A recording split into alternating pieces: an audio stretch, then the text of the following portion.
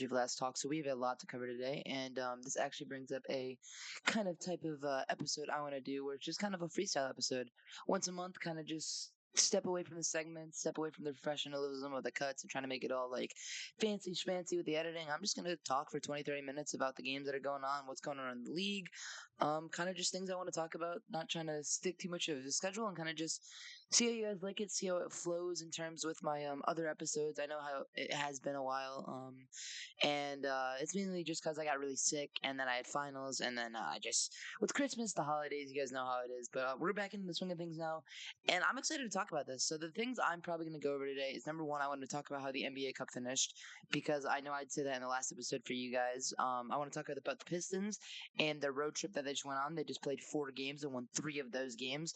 So those are going to be some exciting things to talk about. And then the other team I want to talk about today is the Warriors. Actually, they're a really really fun team in my opinion that I've loved for a long time. Stephen Curry is my favorite player, and they've struggled a lot. They are 4-12 in their last 16 games. So talking about them and kind of just figuring out what we want to do with them, what they should do, how they should feel. Just gonna have a fun time today. Nothing too special. We're not gonna have a hot streak or a what did he say segment today. More or less just because while I've watched the NBA and I've kept up with it, there's not a lot to talk about right now. There's no real eye popping guy in my opinion. Like obviously you have your stars around the league. Like Victor Wembanyama has been amazing. Or you can go to KD, Jalen Brunson on the Knicks. Like there's been a lot of amazing players, but no one that I really want to call out or really point to. And then for as the crazy take, I have a little take that I want to talk about regarding the Pistons. But besides that, it's not going to be anything too special. So as always, let's get straight into the news. So yeah, to start us off, let's just get right into things with the Pistons, man. The Pistons have been on I'm not gonna say a tear lately because they just got killed tonight by the Nuggets, even though it was a lot closer than it looked. But in their last 4 games, they went on a 4-game road trip, and in those 4 games, they beat the Suns, they beat the Lakers, they beat the Kings, and they beat the Nuggets. And 2, maybe even 3 of those 4 teams I just mentioned are playoff teams. The Suns obviously have Bradley Beal, Devin Booker, who was hurt for that game, but Bradley Beal, you got KD, you got Nurkic on the back end there. You got into a scuffle with the Mavs the other day. That was a fun thing to watch, but got into a fight with I don't even remember who it was, but some random bench player. But yeah, so that was interesting. We kicked them 131 or 133 to 125 in that game. For anyone who wasn't able to watch it, it was an amazing day for really just everyone on the Pistons. They all did their part. You had Jalen Duren who had 17 points at 11 boards. Cade Cunningham had 28. Jaden Ivey had 28 and 8. Malik Beasley 18 off the bench. And then there's even some other guys that actually contributed, like Tim Hardaway who had 16, Tobias Harris had 10. So it was a really, really nice game for everyone. I was really excited about watching it. It was a lot of fun.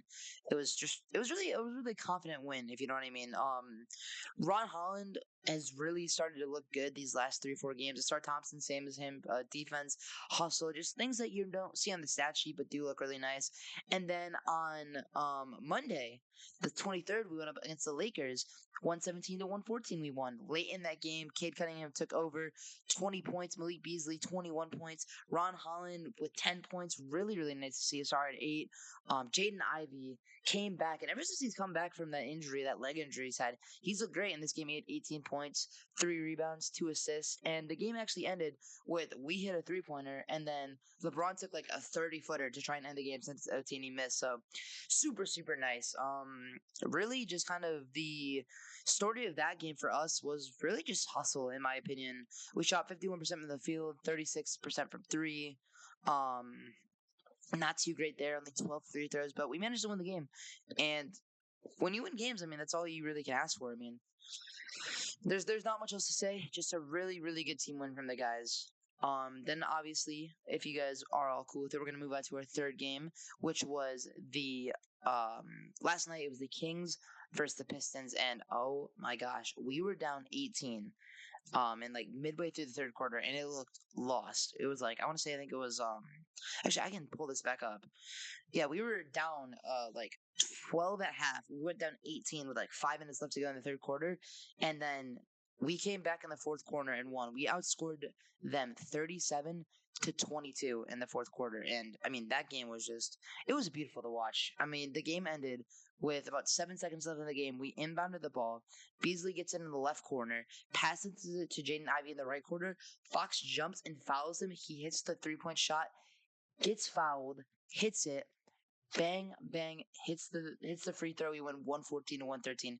And this was one of those games where Cade Cunningham looked like our star player. 33 points, 10 assists, 4 rebounds. Malik Beasley hit 4 threes in a row on that 18-point comeback. It was like, I think we were down 12 with like 3 minutes left in the game, and he hit 3 threes in a row to get it within 3. Then Jaden Ivey hit a layup too. Then we hit another 3. Then Jaden Ivey hit the game-winning 4-point play. And I mean, say what you will about the Kings, they are currently 13-18. They have a worse record than us. DeMar DeRozan has looked really, really just shaky and not getting this team. Only had 19 points in this game. On the season, he's only really even averaging 20 points on 48% shooting from the field, 3 rebounds, 3 assists. So definitely a down season for DeMar. Is not really came in to this team and inserted himself in the way you might have wanted him to as a 1B behind De'Aaron Fox. Um, they actually fired Mike Brown over this game. He got fired the next day. So Kings are kind of in shambles right now. I don't see them doing anything this season. But back to our Pistons. Outside of that, you also had players like Trey Lyles actually had 20 points in this game. Kind of came out of no. That's on the other team. I'm talking about the Kings right now. I apologize. He had a really good game against us. But on our side of things, Jaden Ivey had 19 along with the game winner. Asar Thompson had 8 rebounds, 7 assists. I mean, Ron Holland didn't do much in this game, only 1 rebound, but he's had a lot of hustle stats, and the hustle stats are kind of just what you look for, in my opinion, from a rookie, 19 years old. He squared up the other day against, like, I don't even remember who it was, but yeah, he got ejected the other day because he was trying to fight someone. So that reminded me of 2021 Beast Stew, for anyone who knows who that is. I mean, that's obviously Isaiah Stewart, but I mean, more in the sense of what I'm referring to when he ran down the court of the Lakers and tried to punch him while bleeding. It was funny days. But overall, throughout the season, we are currently 14-18, and that's a pretty good start for us. I mean, I'm trying to just kind of think really about what I want to say. I know we've talked about them in the first episode a lot. Right now, we're the 10th seed. So if the season ended today, we would be we'd be 3 games out of the 6th lead, and we would be in the play-in tournament. So technically, it wouldn't be the playoffs, but it'd be the play-in. It'd be into the postseason. And I think that's improvement. I mean, 14 wins is how many wins we had all of last season, and we have it before the new year, which we're still in December. So as of recording this is 12:29. It should go out by at least, I'd assume, 12:30. Not really sure, but yeah. So a lot better than last season, and that's exactly what you want to see. I mean, that's all I can ask for personally. And this team has looked really, really good. They're really starting to come together. Paul Reed, our third string center, has been honestly amazing in my opinion. I think he's been a great third stringer, and you can't ask for much more than him in my opinion. Outside of that, Asar Thompson has looked okay since he's come back. Still not really shooting the ball well, and definitely gets subbed out a lot more than you might want to see, but has a lot of hustle, great athleticism. When he gets the ball in the air from those like alley oops to Cade, it is a fun thing to watch because he just soars. And once he is fully kind of back and can play 25, 30 minutes a game, ooh, it's gonna be so fun to watch. I promise you guys. Um, and then same thing with what you want to call it? Ron Holland, the rookie man. I mean, he's starting to show some life. Didn't play great in our last game that happened tonight, but that I watched before recording this. But man, if him and Asar Thompson come out to be this athletic wing duo that can kind of shoot the ball, but are mainly there for the hustle rebounds, the high flying dunks. I mean, I think they could fit into the team really, really well.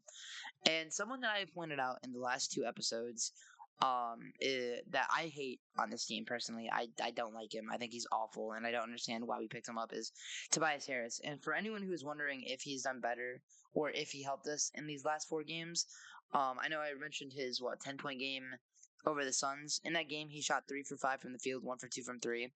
And outside of that, 2 assists, 3 rebounds, 1 block. In the game against the Lakers, he had 6 points on 3 of 10 shooting. Didn't hit a single 3. against the Kings. Went 1 of 7 from the field, of 2 from 3, 4 points. And then the game tonight against the Nuggets, it was 2 of 6 and 1 of 4 from 3, 2 rebounds, 1 assist.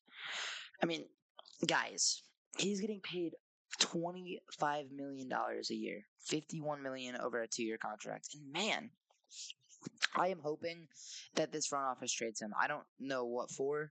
I don't know for who. Ideally, someone like Cam Johnson. I brought that up in my first episode. I'm kind of just wrapping back to that. Oh, dude, I really hope we trade him because he has been so bad, and I think this team could actually, I think this could be a playoff team.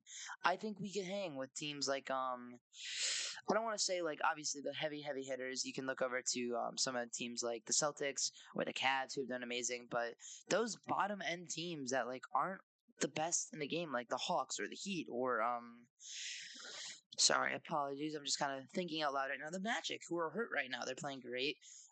Without Pablo and Franz Wagner, but they're still 19 and 14. But teams like the Pacers, the Bulls that are ahead of us right now, the 76ers are 2 games behind us. Like, these are definitely teams we can compete with. And then even the higher end teams like the Knicks, if they're having an off night shooting, we could beat these teams. I mean, I seriously think that we are one trade piece away from being a competent team this year, a playoff team this year, and then if Cade and Jaden Ivey take the step, maybe even being serious playoff contenders next year as well. Um, but it all really just depends on our front office and what they want to do, what our GM wants to do, what JB Bickerstaff does with the rotations going forward. If he wants to play a rookie, Bobby Clintman, who looked really good, averaged about 20 points in the G League, is now back on our bench. Hasn't played yet in any games because of the injury and then playing in the G League, but he could definitely be someone of use. He could be someone who I think could be a very nice asset to this team, a very nice forward to come off the bench behind Tobias, and then hopefully, as I've been saying, for a new starting power forward if he gets traded. But it probably won't happen because this is still a rebuild year for us. We have a lot of young guys, one of the youngest rosters in the league, besides Tobias Harris and like Paul Reed. I mean, Jaden Ivey's 23 or 22. Cade's 23. Ron Holland's 19. Usar's 20. Jalen Duren's 21. I mean, we have such a young team. I mean, there is no reason to pull the trigger on some big blockbuster trade that maybe gets us to like the 5th or 6th seed this year, and that's our peak, when these guys can keep developing and be a top 3 seed in 2 or 3 years. I mean, it just doesn't make sense, but it doesn't mean I can't help it. Doesn't mean I can't talk about it because why not? I mean, it's a fun thing to talk about. Why not go trade Tobias Harris for some crazy guy like Jordan Poole, who's averaging like 25 points a game right now and could be an amazing co-star to Cade Cunningham. But then what do you do with Jaden Ivey? Because I don't think you need to put him on the bench when he's been really good as a starter these last few games after coming back from the injury. Or you go the other side of things and you trade Tobias Harris for 2 first-round picks and try to go after Cooper Flag in this draft. But then if you don't get him, I mean, you kind of hit it on a bus. So there's a lot of things that you could think about. There's a lot of things to talk about. But yeah, I hate Tobias Harris on this team. And I could talk about Tobias Harris and how much I dislike him on this team for the next 30 minutes. But I don't want to beat a dead horse. So looking over some other things in the league, really just kind of to give you guys a recap on the NBA Cup, because that is something that we wanted to talk about, or I wanted to give you guys some insight is. That ended as you guys remember, we talked about the first round games, the Magic and the Bucks. I predicted for the Bucks to win, and they did win. They won 109 to 114. Very fun game to watch, very close game, but in the end, did not go the way of the Magic. They lost, and that made the Bucks go to the semifinals. Then on December 11th, we had the Knicks and the Hawks in that game. I predicted the Knicks to win. I was wrong. The Hawks actually won that game, 108 to 100. Another really close game, really fun to watch. And the Hawks, I mean, in this game, Trae Young was amazing. Put up 22 points, 11 assists, 5 rebounds. That's all you can ask out of your 1A guy. For some people who've been listening to a couple episodes now, as you remember, I said Dyson Daniels, 9.7 rebounds, a lot of defensive plays. He's had some games this season where he had like 6, 7 steals. He would be the defensive player of the year if Victor Wembanyama wasn't in the league. For anyone who's not been able to keep up on Victor, he's averaging like 7 blocks a game right now. It's insane. He's not human. And yeah, so Destin Daniels, we talked about him in the last episode when I did talk about the Hawks, and they ended up winning that game. So good for them. Then we move on to the western side of things, and in that side, we had the Maverick and the Thunder. In this game, I'm pretty sure I predicted the Thunder to win, and they did win 104 to 118. So good for me. Very nice call. Not too fun of a game to watch. Luka actually has been injured for a while now. I can't remember if he was injured in this game or the next one, but he's been gone for a while, so it's been kind of up to Kyrie and Clay to carry the masses, and they've been doing okay. But this game, they cannot bring it home. Actually, let me double check if this game did he got hurt or was the other one. Yes, okay, so this was the game he got hurt. He only had 16 points, 11 rebounds. Did play the full 40 minutes, but then at the end of that game, kind of how something happened, and then yeah, it's been a few weeks now. So moving on to our final game, the Warriors and the Rockets. This is a game I wanted to touch on. The Warriors lost. I predicted the Warriors to be a dark horse to maybe win the NBA Cup, and in this game, it was 90 to 91, and I will not forget this game for as long as I live because it was 89 to 90 with about 10 seconds left in the game. Stephen Curry takes a shot over Dylan Brooks, misses it. Rebound by Moses Moody, and he goes down and loses the ball on the way going down. Then it gets picked up by who was it? I want to say it was Fred VanVleet, and on the ground, he tries to call a timeout, and you saw it. And the reason this matters is because they had no timeouts left. So he tries to call a timeout, the ref doesn't see it, and then there's a loose ball foul on Moses Moody. So they go to the line, they shoot 2 free throws and win the game 91 to 90. And the Warriors win that game if they called it correctly. If they saw the timeout that should have been called when they had none, it should have been a technical free throw. Curry's gonna go up, hit the free throw, make it 89 to 91 with like a second left. Game's over. But instead, the Rockets end up winning. And hey, kudos to them. They just played what got dealt. The Warriors were up by like 6 or 7 with like 2 minutes left anyways. It really shouldn't have been a game that was this close, but the Warriors have struggled all season. We'll talk more about them here shortly, but that was a really frustrating game to watch for me. But hey, that's what it goes sometimes. So I was wrong on that. So I went 2 for 2 in my predictions. I'm pretty sure was wrong about the Hawks. Was wrong about the Warriors. But yeah. So then in the semifinals, we had the Hawks and the Bucks. And in that game, it was 102 to 110 on the side of the Bucks winning. Another really close game. Trae Young had a masterclass performance. He put up 35 points, 10 assists, 7 rebounds on 40 minutes, but it wasn't quite enough to get over Giannis's 32, Dame's 25, Brook Lopez's 16, and as fun as it was to watch, they actually both shot 41% from the field for the Hawks, 31% from 3 for the Bucks. But yeah, fun game.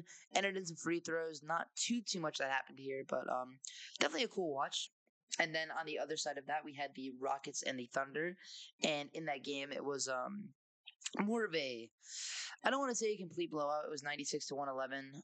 The Thunder won that game, but it definitely was more of a not snooze fest, but I didn't tune into the entire game. I didn't watch too much of it, so I can't give you guys a full recap like I've been able to do on the other on how things have been going. I can give you some stats like Jalen Green had 12 points. Amin Thompson, who is Asar Thompson's brother, fun fact, 19 points. For the Thunder, you had Shai Gilgeous-Alexander who put up 32. Jalen Williams had 20. So can't say too much about this. I didn't watch this game, unfortunately. But yeah, so 96-111. So in the finals then, we had the Bucks and the Thunder. And this game was, let's say right now, folks, if you enjoy watching old school basketball, you would like this game. 97 to 81 was really close until about midway through the third quarter when the Bucks started to take over. In this game, the Thunder didn't have too much going for them. They shot 5 for 32 from 3. That is 15%, folks. So 15% from 3 in today's game is just not going to win it for you, especially when your other team shoots 42% from the 3. The Bucks had 17 to 40, and honestly, Giannis and Dame dominated this game. 26 points for Giannis, 23 points for Damian Lillard. Giannis had 10 assists and 19 rebounds, and he was all over the place. I mean, there was a lot of loose balls, a lot of scrappy plays, a lot of last-second finishes. I mean, it was a really scrappy, hard-fought game. And take out the tons of excuse me, apologies. Take out the tons of threes that Shai Gilgeous-Alexander and the Thunder missed, and this was an old school, hard fought, rowdy game of basketball. I think a lot of the old heads would have enjoyed it that don't like the 3-point shooting nowadays. So yeah, that was really kind of just how that game went down. And that meant the NBA Cup was won by the Bucks. And for them, I think that was actually really good. Um, I say that because that gave Dame his first ring, even though it's just a midseason tournament. It definitely doesn't matter as much as the playoffs. But they celebrated like it was, and that was really fun for me to see because it shows the fans and it shows the players that this is something the players care about. They were popping champagne, they were celebrating, they were giving some speeches. Giannis was happy, Dame was happy, the team was happy, and I just think it gave a lot more meaning to these November and December regular season games. And even if the fans don't care for it too much, and I personally do. I was rooting for the Pistons to make it. I watched the Warriors play. I watched them in this finals game. I watched them in the playoffs. Like it was fun to watch. It gives the regular season games meaning, and I think that's just really cool to see. And the players care about it. And it's not just like another thing that the players have to do. They want to win. They want to enjoy it. They fight hard. I mean, playoff atmosphere. The crowds go wild. Like it seriously, seriously was a good change in the NBA, and I really, really do enjoy it.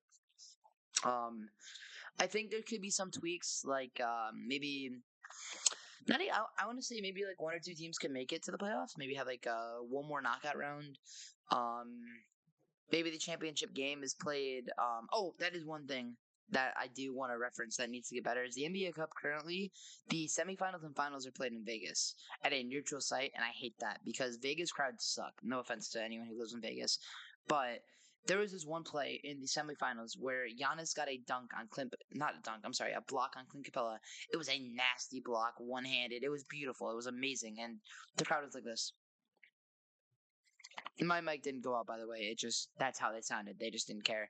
And I think letting the higher seed of these playoff cup games get home court advantage not only makes it feel more like a playoff game, but also like, dang, this matters. The fans get to see this. The fans get to go watch these games that could mean something to them. They could go watch their favorite team win a ring in December. And I just don't understand why you'd want to put this in Vegas where it doesn't really matter. Basketball isn't that much of a thing. Like, I mean, like, yeah, I just personally don't understand the appeal of Vegas having the playoffs there.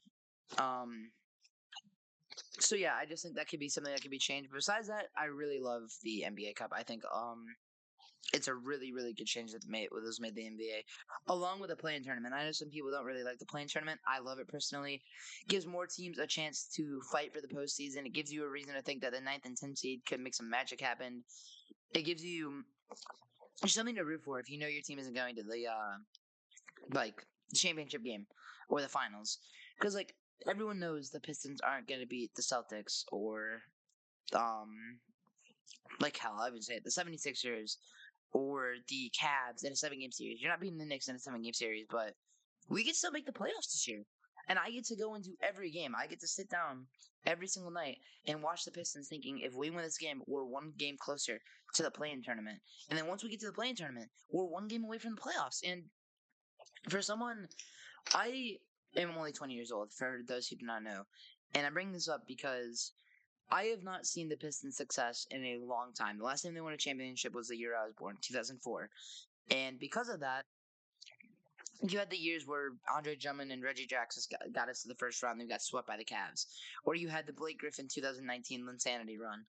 But outside of that, I mean, there hasn't been a lot of success here in Detroit in the last 15, 20 years. And getting to see this young team kind of have something to fight for and to give them a reason to be like, hey, we should go out and fight and win every game because we can make the playoffs this year with a 19-year-old starting for us or a 23-year-old being our 1A, our best player on the team. Like, it's just really fun to see, and it's fun to watch. And I got to give credit to where it's due. JB Bickerstaff and the new GM, man, or not the new GM, but JD Bickerstaff came in here and he has been an amazing coach. I love him. He has some great rotations. He makes his mistakes sometimes, but he's learning curves happen.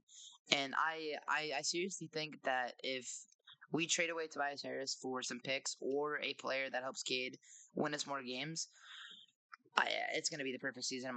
Perfect progression season. I shouldn't say perfect season. A perfect season is winning the title, and we're not doing that this year. But a perfect progression season, a step in the right direction. But yeah, so I mean that's really kind of just where I'm at right now, and I hope everyone agrees. But if not, hey, that's why we talk about these things. It's just why it's fun to have a conversation, or for most of you guys, because I mean this is recording, listen in and just kind of think about it. So I'd love to hear your thoughts down in the comments. But moving on, now we get to talk about my personal vendetta, and that is the Golden State Warriors. This team started off so hot. They were 12-3, and as someone who wants to see, this is a very controversial take. I think that the Curry. Oh my gosh. Wow, I just got choked up saying that. That's how controversial this take is. I think Stephen Curry is the best basketball player of all time. I didn't say greatest. I don't think he's the GOAT. But in terms of pure just being a player, I think he's the best of all time. And the reason for that is because no one has done what he has done at 6'2". LeBron James, 6'8", absolute athlete, like better skill set, better accolades. I understand that. Michael Jordan, 6'6", absolutely beautiful frame, ton of skill, ton of athleticism. Again, more accolades, better around the rim, better defense. I get that. But no one has been able to come into this league at 6'2" and been the best player on 4 championship teams. And you can say 3 if you want to count the 2018 KD year. Okay. But in 2017, when Iguodala won the MVP, Curry should have had it. He had better stats on everything. The year before that, no, not the year before that, but the year before that, when they won their first ring, KD was not there. Curry was the best player on that team. The year after that, the 2022, when he got his first Finals MVP, he was the best player on the team. 50 points in Game 7 to close at the Kings. Played amazing all throughout those series, and then night put away the Celtics in Game 6 of that Finals. He's also the most inspirational player of all time. The game has changed because of him, and whether you like it or not, it has changed. And that's why he's my personal favorite and best player of all time. I understand that the general consensus is it's LeBron or MJ, and I can respect that. They are the greatest of all time. They have better accolades, better physiques, better overall skill sets, but when it comes down to just being a basketball player, I think Curry embodies that more than anyone else. But yeah, I mean, that's not why we're here to talk. We're here to talk about the Warrior season. But anyways, just giving some backgrounds on why I care about the Warriors so much. Because I love Curry, and I think he's an amazing player. And I really want to see him win 1 or 2 more rings so we can have some conversations about him being better than Magic Johnson or Tim Duncan or just, some guys that you never really thought about being better than him before or being worse than him before. And I think there's some serious conversations if he can win a 5th ring, but with how this season is going, I don't know, man. I really don't. Started 12-3. Their last 4 games, they're 4-12, and because of that, and when they were 12-3, it was because of Curry. Buddy Hield's on a hot streak. Who this is what he does. He comes to a new team, puts up 25 points the first 12 games, and then sucks the rest of the season. That's just who he is. We understood that. I understood that. We had DeAnthony Melton, who was a great 2 guard, great 3-and-D guy to come off Curry. He gets injured, tears his ACL. He's out for the season. We lose like 7 games after that. And then we trade for Dennis Schroeder, who's a great player. He's averaging about 25 points as the starting point guard in Brooklyn. Comes over to us. He's averaged 9 points a game. It's just hard. It really is. It's frustrating to watch the regression of some of these guys. And there are 3 main problems with the Golden State Warriors right now. And if 2 of these 3 things get fixed, I think they can still be a title contending team because they have Steph Curry. And the first problem on this team is Steve Kerr. He's an awful coach. I understand he has 4 rings. I get that back in the day before I was even alive, he had MJ and Scottie Pippen. But he sucks. The rotations are bad. He doesn't play players that needs to be played. He keeps people like Pods in for way too long when they don't need to get played. Moses Moody can come in, have a great night, then gets a DNP. Kyle Anderson, who is a great 3-and-D player, someone the Warriors could use a lot more of. He has great size as well for a very undersized team. Gets starting minutes and then does not play. Gets no minutes. It makes 0 sense. And I get that there's player matchups, and I get there's intel designs, and I understand that he's been a coach for 20 years, and he's an amazing, amazing guy, and I understand he has a lot of basketball knowledge, but he has been an awful coach this season, in my opinion. And I think whether that means he needs to get fired, or needs to get a new assisting staff, or needs to get talked to by the GM and by the owner, I don't know what it is, but things need to change. He needs to stop playing players like Pods. And for anyone who doesn't know who Pods is, he is a second year player. His full name is Brandon Pods. I don't know. Pods Mziski. Yeah, it's a weird name, but he sucks. Respectfully, he's averaging 8 points with 4 rebounds and 3 assists on 40% from the field. He averages about 16 to 20 minutes a game. He's just not a good player. He's really not. Buddy Hield, another player who struggled a lot.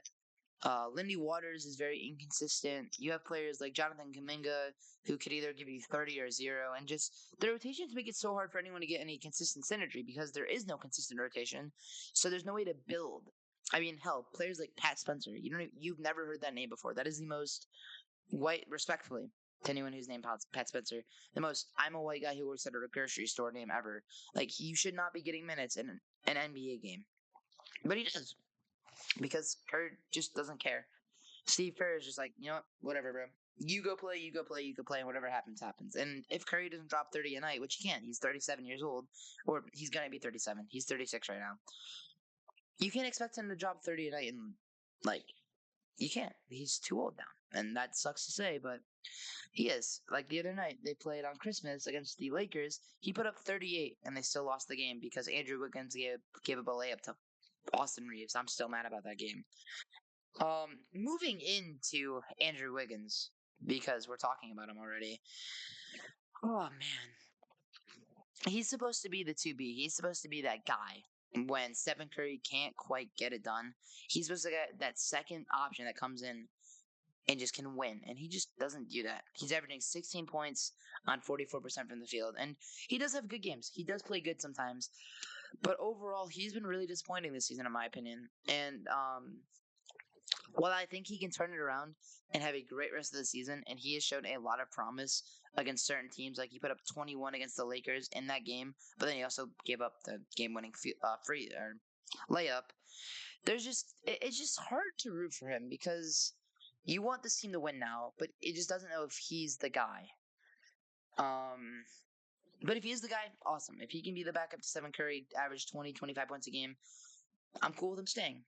And then Jonathan Kaminga, who's gotten a lot of flack from Warriors fans this season, he has dropped 34 points in his last 2 games.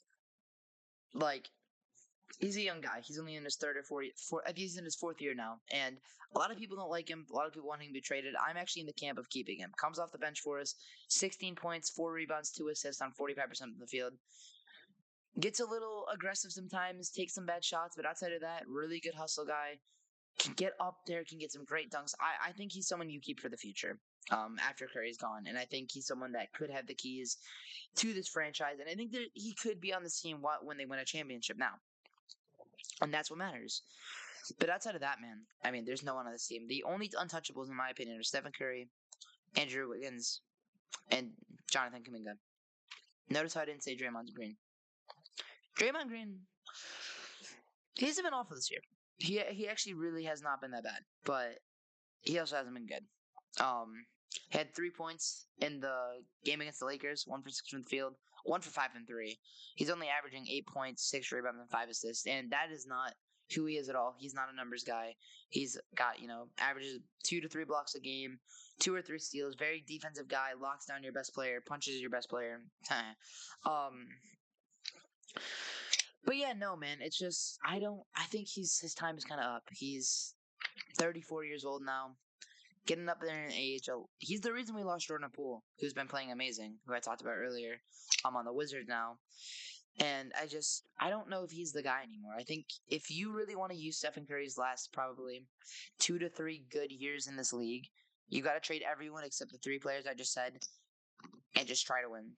Maybe that means you're packaging Buddy Hield, and I don't even know, like Buddy Hield, Pods, 2 first-round picks to go get a star, like maybe Bradley Beal wants off a team, or Jimmy Butler, who's requested a trade, but who knows what's going on in him. I don't think he'd be a great fit here. But that's just an option. That's just someone you can talk about. Or maybe you want to go with trading a bunch of picks and Lindy Waters for another role player, and you just hope that role player shines. I mean, You have Trace Jackson Davis as well, second year player, not too bad. He's actually looked really, really good in these last 4 or 5 games. So maybe you don't want to trade him, but he's a young guy. He's has a high value right now because he's been playing so well. But you got to make some moves. You have 3 years left of Stephen Curry being really, really good. He wants to retire a Warrior, so do everything you can to get him one more championship. It's the least you can do for him because he made your team relevant. But I don't think it's gonna happen. I think Steve Kerr is gonna just keep playing really, really bad lineups, and it's gonna keep losing them the games. They're gonna fall to a play-in spot, maybe win the play-on and be a first-round exit, and it's gonna be another wasted year for Stephen Curry. And that's really gonna make him think if he wants to keep doing this. And I'm not ready to see him retire. I'm not ready to see him go to a different team. I mean, if he does go to a different team, win one more ring, it kind of tanks his legacy, in my opinion. Not even because I don't think he should do it. It's just how people see him. I mean, he had to leave. He had to go ring chase, and I don't want that to happen. So I hope that this front office makes some moves. I hope they understand that Stephen Curry is going to be the best player that the Warriors will ever have in the entirety of the league, past or present or future. They will never have another player that is as good as Stephen Curry for the rest of the NBA's lifetime. And I really hope they can capitalize on his last 3 years of greatness, because even though he's had some down games, he is still an amazing player. He's still great.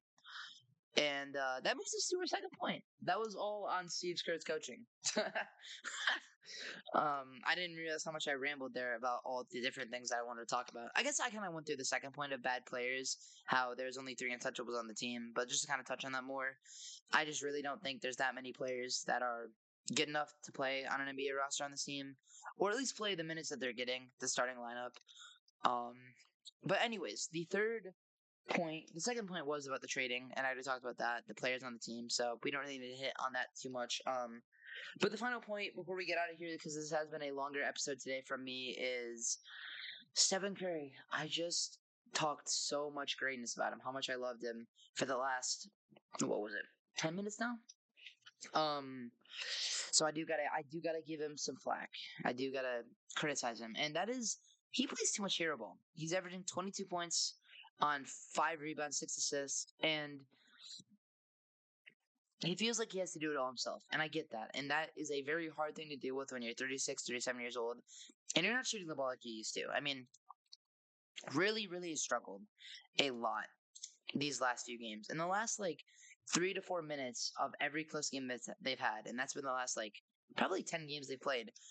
He just tries to take over the game, and sometimes it works. He puts up 38 points, or against Klay Thompson, when they played the Mavericks in an NBA Cup game, hits the game-winning 3, puts up 35 points. Amazing. He can still do that. He can still be the number 1 guy by far. I'm not saying that, but there's been 4 or 5 games now where in the final 2 minutes of the game, it'll be tied or they're up by 1 or down by 1, and he just does some dribbling for 20 seconds, then takes a fadeaway 3 over 2 guys, and he misses it, and then he does that again and misses it, or then he takes a layup into 3 guys. He doesn't pass the ball. He tries to play hero ball, and he tries to win the game by himself, and he could do that in years past when he was younger and more in his prime, but he can't do that anymore.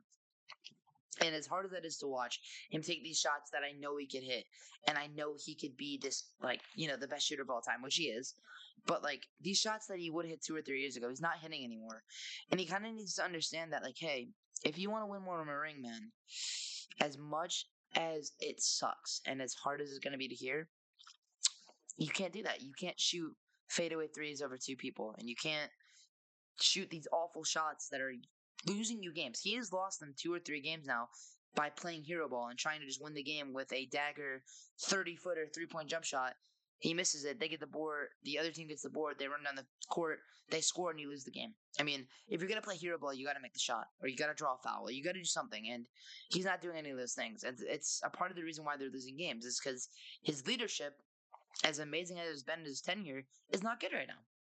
He doesn't trust his teammates. He doesn't look to pass. He just does some crazy shit, and hey, chuck that shit up because you're Stephen Curry. I will personally love that till the day he retires, because I love watching Stephen Curry. Shoot as many 3-pointers over 4 7-footers as you need to, man. Go for it. Your legacy is imprinted. It is staying in the Hall of Fame. But as someone who wants to see you win one more time, you got to stop playing hero ball. Or if you're going to play hero ball, take easier shots. Get a screen. Do something to get yourself open. Because tonight, for instance, he went 4 for 13 from the three. Like, come on, man. Yeah. So kind of a somber way to end it off. I hate talking shit about my goat. Excuse my language there. Apologies. I'll make sure to keep it family friendly moving forward. But yeah, no, I mean, this has been a really nice episode. I know it's been a lot of rambling. It might have been a little hard to follow, but I want to do kind of these just kind of talk for once a month, where it's less of a I'm giving you guys stats and opinions, or not opinions. All this talk show is opinions, because I'm a 20-year-old kid in college talking to a microphone about basketball, about a game where you take a ball and you shoot it through a hoop. Like, that's all basketball is. It's opinions. Um, but no, I think doing these episodes like once a month, where it's a little longer, it's a little less organized. I kind of just talk and let you guys know how I'm feeling about the league right now. It's something I want to do moving forward. So I'd love to hear your feedback and thoughts. If it needs to not be so rambled because I talk too fast or because it's too hard to follow, let me know. If you guys enjoyed, also let me know. Thank you. But we're not gonna do this too often, because I know having the stats up and I know having the more edited together videos with the segments are really cool. So yeah, that's going to be the end of this episode of the podcast. I hope you all had a wonderful, wonderful evening. Or if you're driving to work or wherever you're going to listen to this, I hope you have a wonderful day, and I will catch you all later. Peace.